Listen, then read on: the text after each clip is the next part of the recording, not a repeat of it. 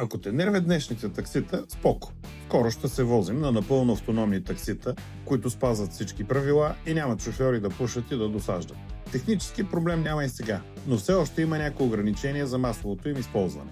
Но надпреварата върви с пълна сила и до няколко години те ще са ежедневие навсякъде.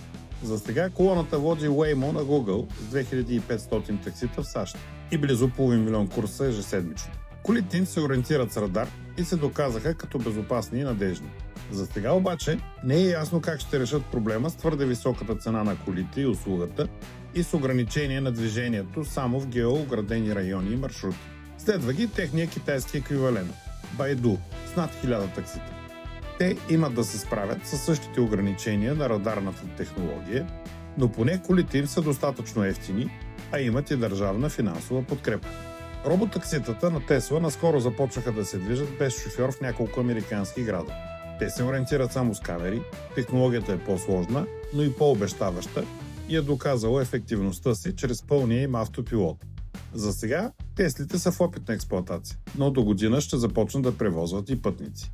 Накратко, сегашните таксита няма да изчезнат утре, но роботакситата уверено се движат по пътя към победата.